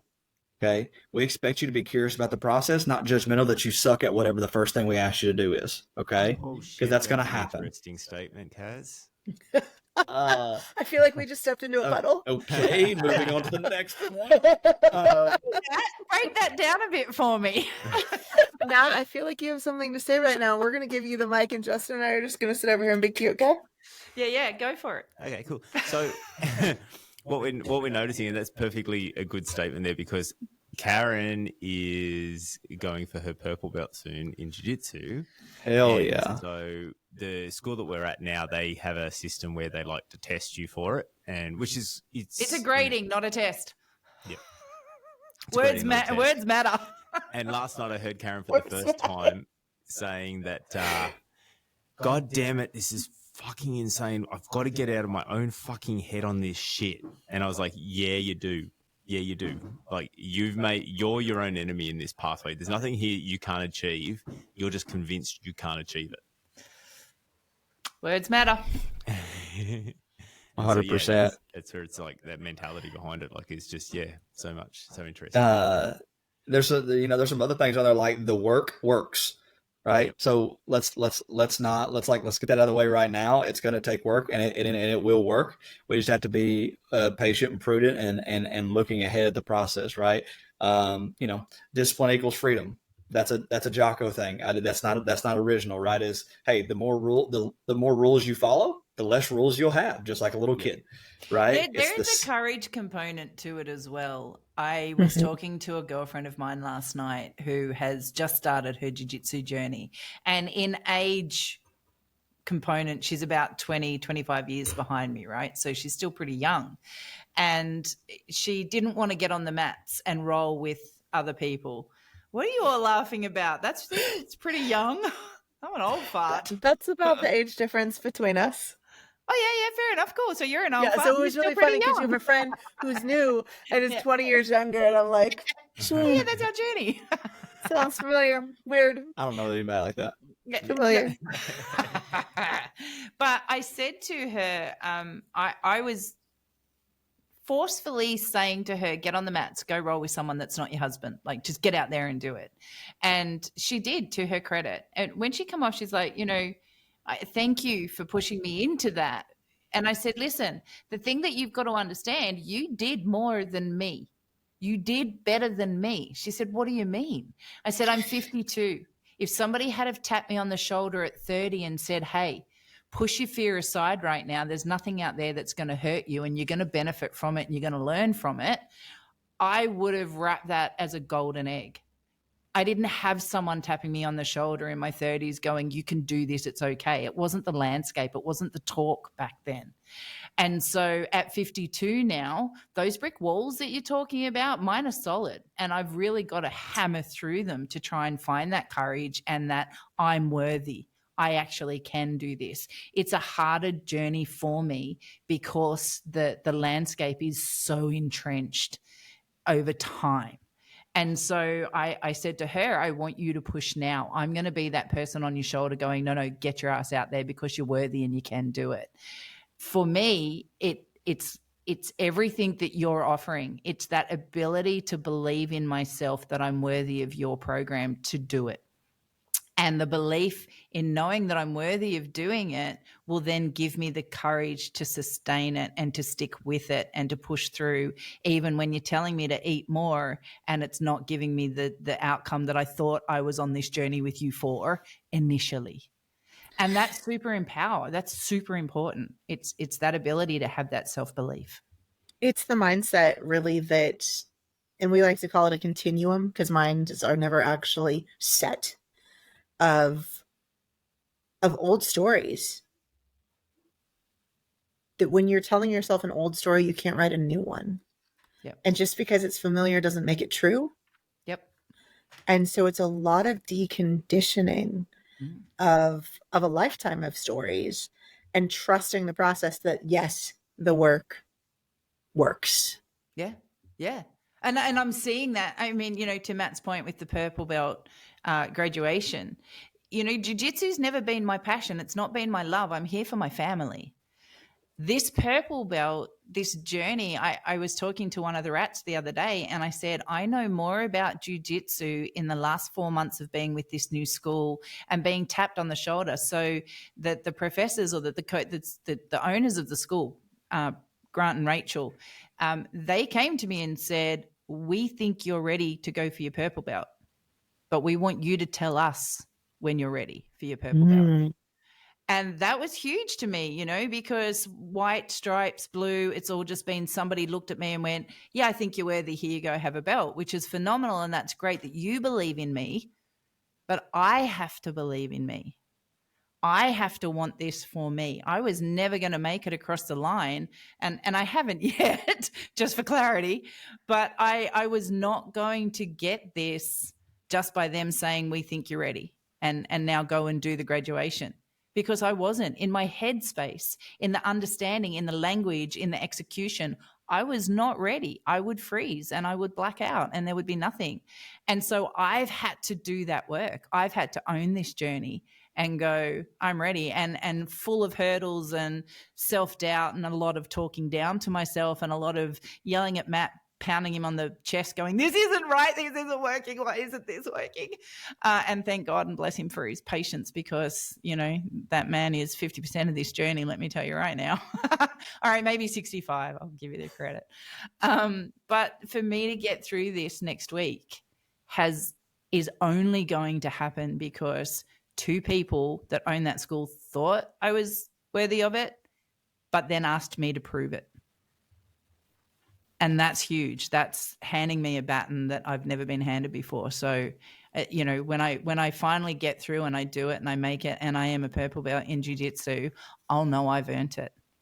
And I think for all of your clients, you're giving them that gift, and that's massive.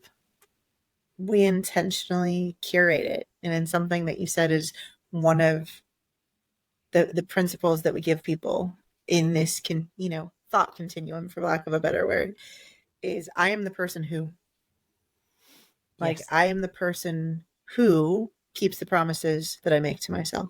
When is now the right time? Right? I'm the person who shows up for my family.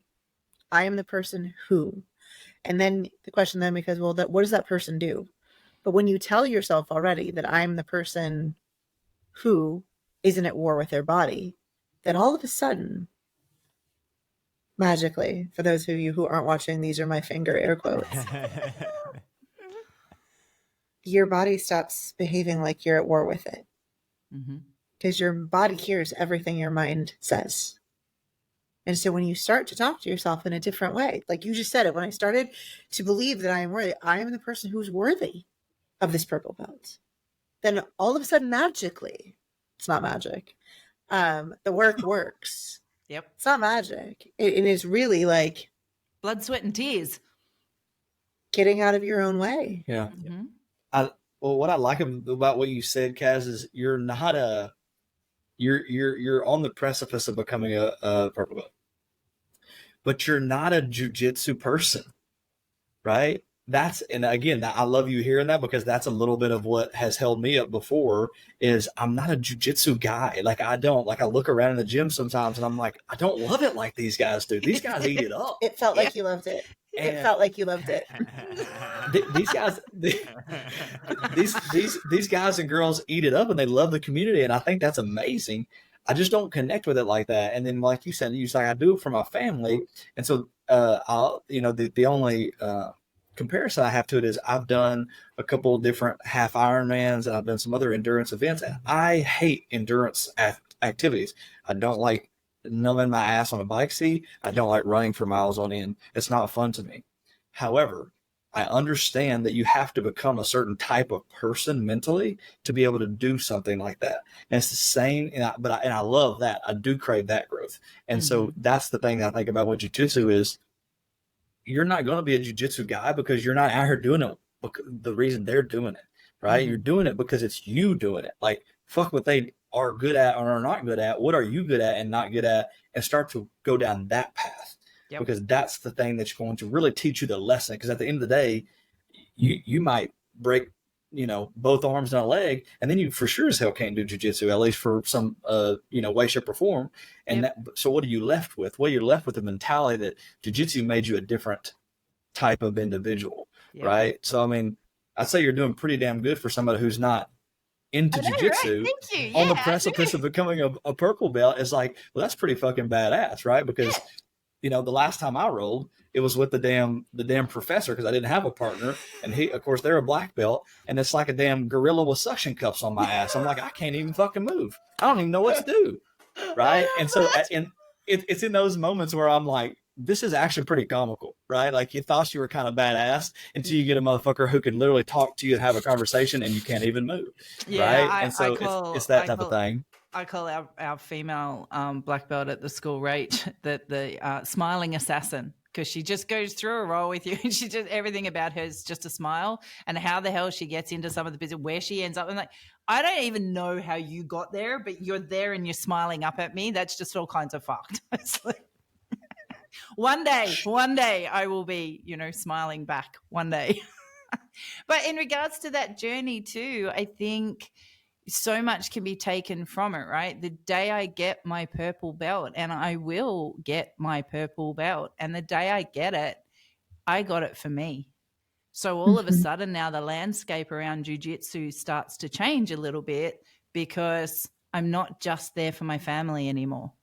I'm not just a part of this process because jiu-jitsu is so important to my husband and a part of his recovery and a part of his stability. I'm no longer on those mats just for him. That for me was massive, you know, that now when they speak, I actually understand some of the words that they're using because I had to put the time in to learn the journey.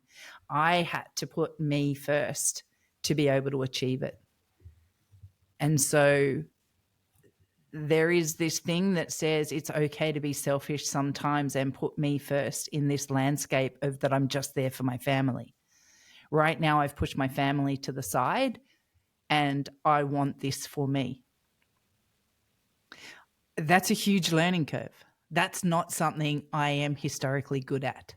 I am not good at pushing my family aside and putting me first. But I think you have to be if you want to achieve for yourself as an individual. And I think learning that we're all worthy of that is so powerful. I don't know what to say to add to that because it's the story we hear every day, especially from people who want to serve and their families are their priorities. I mean, it was who I was, that I was like, I can't be the best wife, the best mom, the best friend, the best coach, the best mentor when all I do is pour out. Yep. And so for a season, I had to quiet the noise and be like, this is mine. Because on the other side of this journey, I'm a better wife. I'm a better mom. I'm a better mentor. I'm a better friend. Because I'd spent so long pouring out into everyone else. Not from my perspective, was it not worthy? It wasn't a priority. Yep. Because my job was the protector of protecting all of the people. Mm-hmm. And so to say like, hey, not much different than those are first responders or military, like you're so good at taking care of everybody else that you sacrifice yourself, and in sacrifice yourself you're actually not taking care of everybody else. Mm-hmm. That's but we're the also point, right? That's so important. And then we're praised for being martyrs. Yes. You know, that your sacrifice and all of these things. And so it facilitates the story of I must give more. I must, kind of die to myself in all of these things. But in not making yourself a priority, you are actually harming your family. Yep. And it's counterproductive too, I kind of feel too, because so much of the narrative becomes, well, my weight's the way it is because I don't have the energy because I'm putting so much time and effort into my family because that's what you're supposed to do. And so there's this cycle of justification in our heads where we go, well, it's like this because of this. And it's like this because I have to be there doing this, or I have to be the person who does it. I'm the only person who can support my family the way that I support them. And so, you're constantly justifying it in your head, and then everybody else is giving you praise for it. So it's inevitable. It's just going to keep on that track. Hey, You become that martyr. Yeah. Yeah. Until you don't. Yeah. Yeah.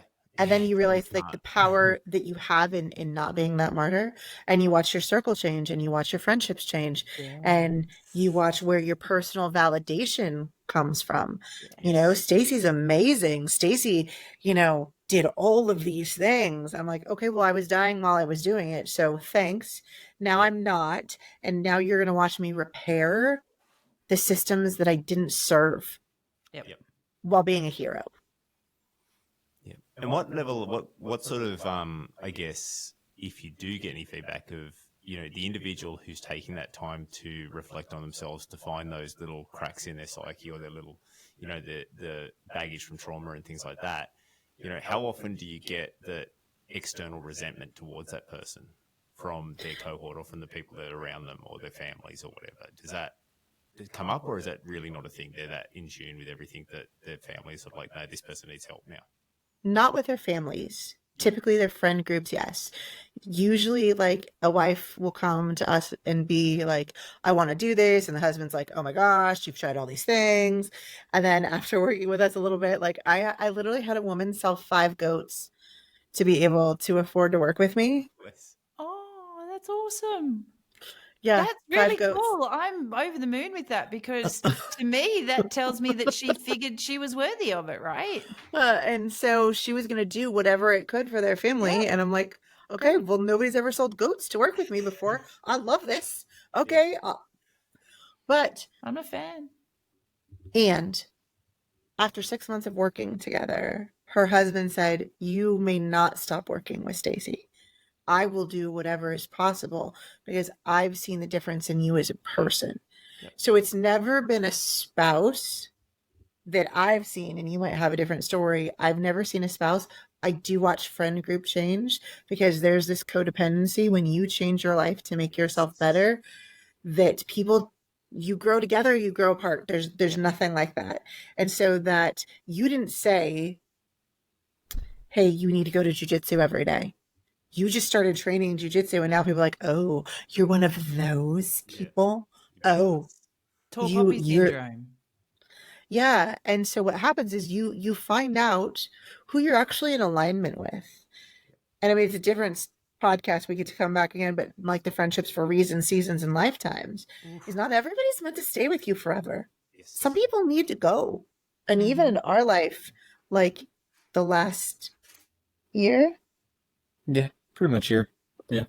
we've taken our people who get to be in our life and gone like this. Yep.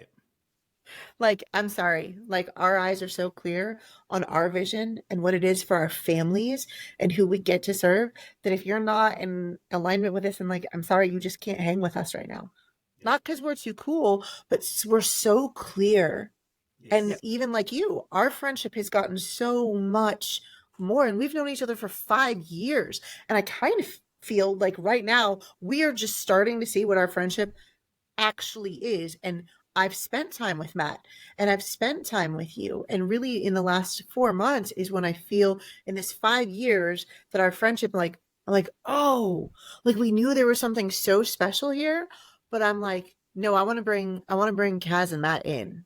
Like I'm like, okay, you over there, out, you go, you here, no to you. And it becomes, and he says it so well, that we now only invest in relationships that invest back in us. Yes.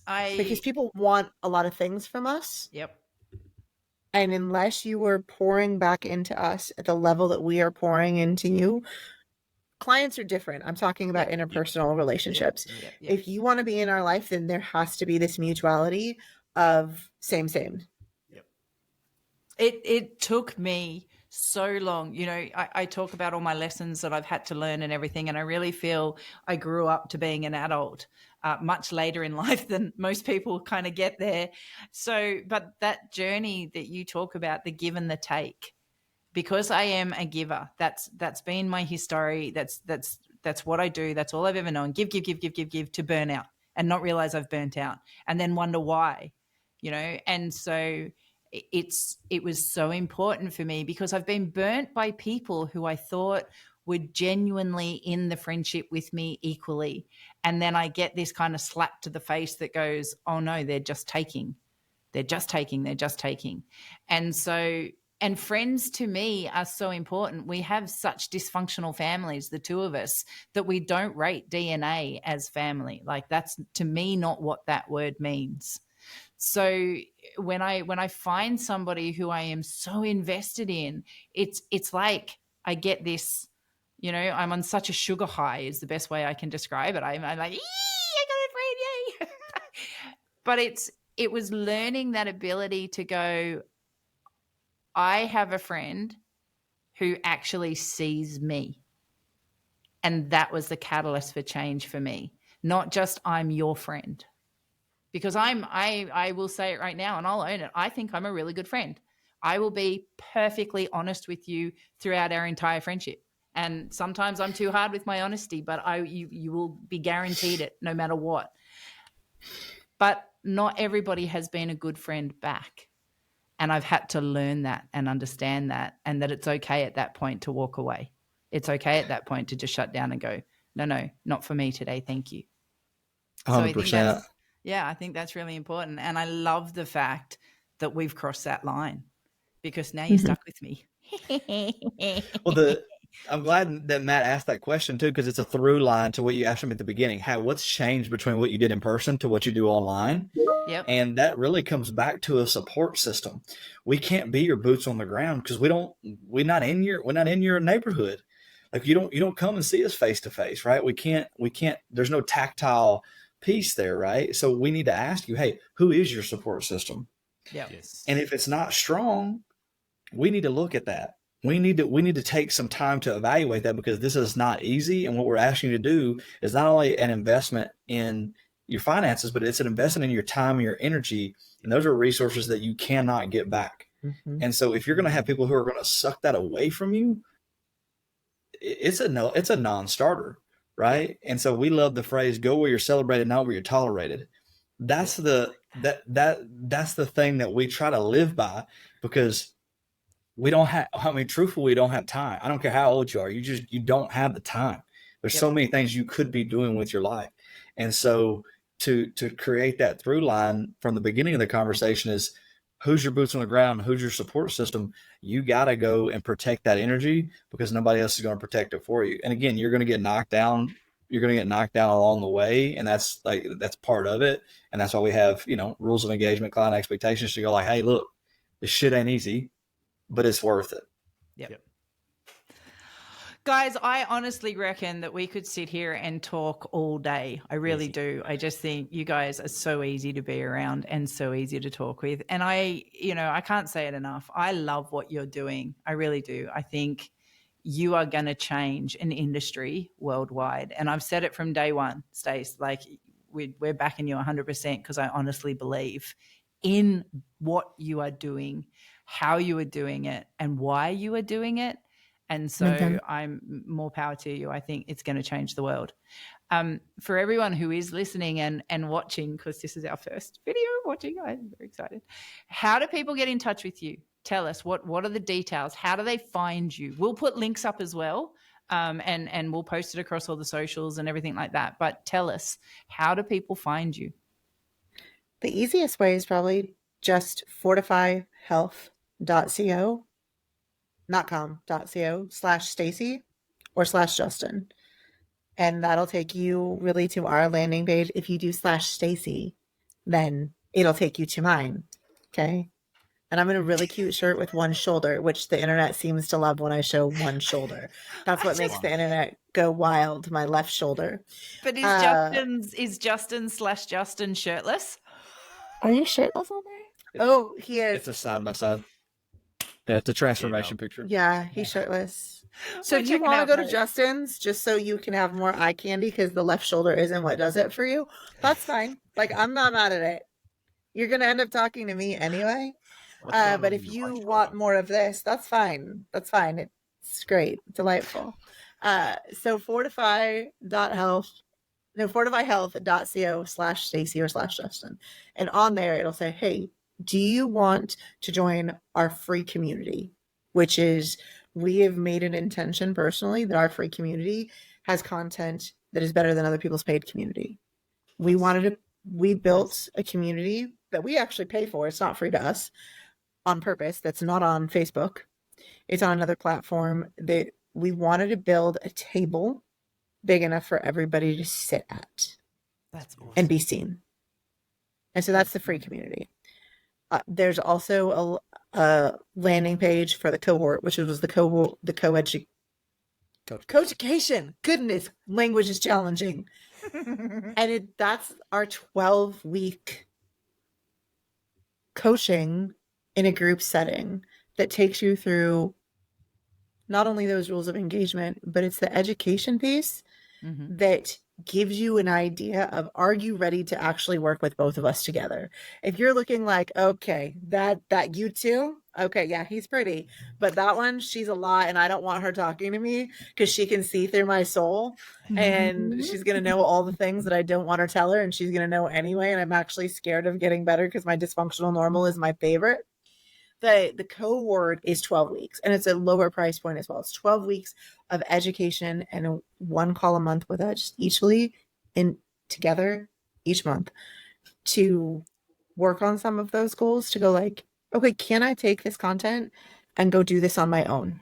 Mm-hmm. And that's our hope, that some people come to the cohort and do it on their own. Yeah, sweet. Also, the truth of it is that they do the cohort and they're like, holy forking shirt balls. This is I didn't realize that I needed that one. So the next cohort.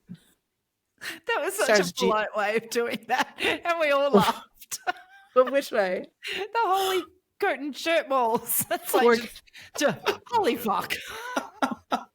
You got to remember they're Aussies, dude. Like they wake up. They wake up with a long fuck. Fuck. Let's go. Fuck. So June, we built that one really for your country, truthfully.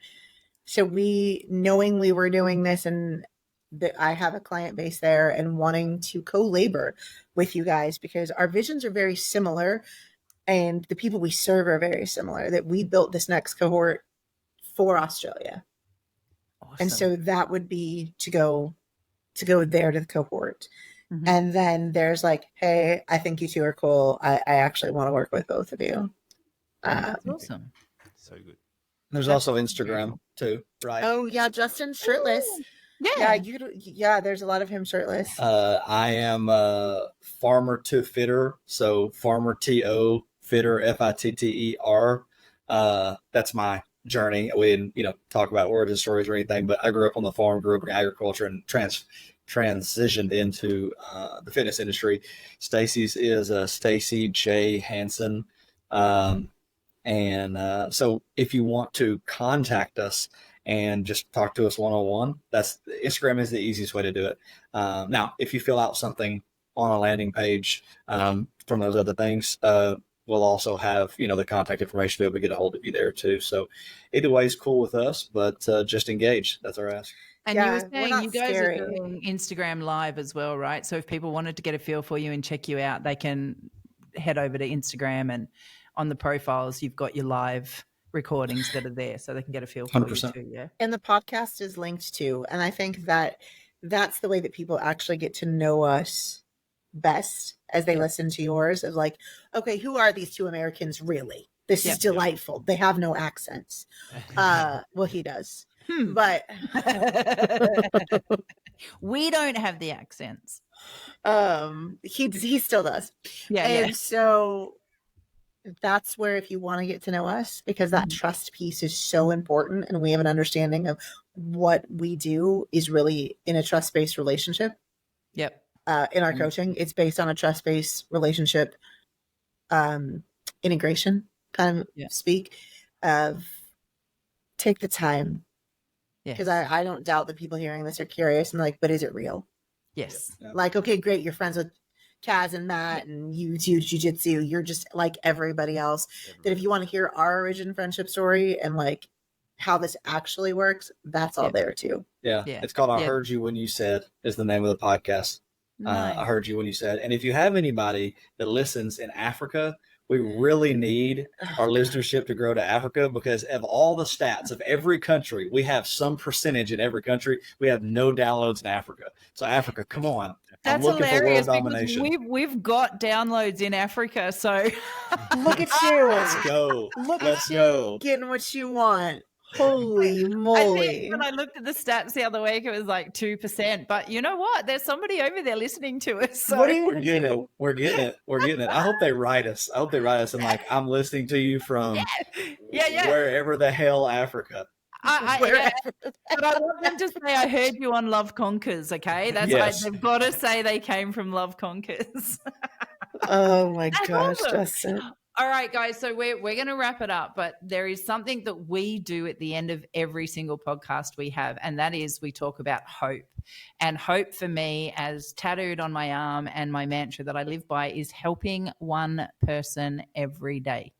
So what we usually do when we sign off is I'll ask Matt what's his hope for the listeners out there. Like, what is he hoping they get from this episode, etc. So we're not going to do that from our perspective this time. I'd really like to hand that over to you guys and put you on the spot right now. Justin, what would be your helping one person every day that you hope they get out of this episode? Yeah. So what I hope people hear in this episode is that your resources are too valuable to waste.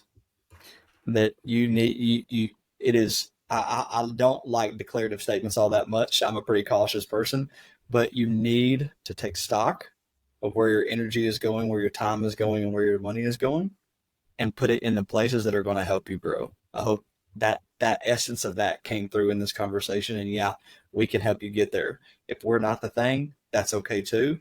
But if nothing else, take that and run with it. Nice. Stacey, what's your That when hope? you change one thing, you change everything. Oh, nice. Never Huge. underestimate the power of one small move in the direction you want to go. Because when you change that one thing, it is the catalyst to changing everything. Rach once said to me, the hardest thing about jiu-jitsu is putting a foot on the mat. And I honestly believe that to be the case, because everything from there on, is a learning curve. Once you've done it once, you can do it again, and you can do more, and you can do more. But it's that first step, right? Absolutely. Guys, thank you so much for being here with us today. We really appreciate you being our first for the video, our first for the international across the big pond.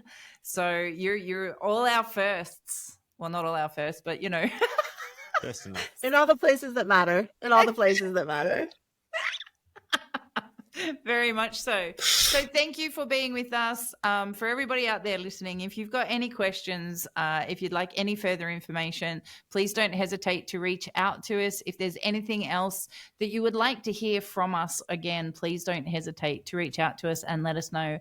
And as always, if you are liking what you're hearing, we would really appreciate it if you can love it, share it, get it out there across all your peers and your networks as well, because at the end of the day, what we want to do is help one person every day, and we can do that with your help by sharing us.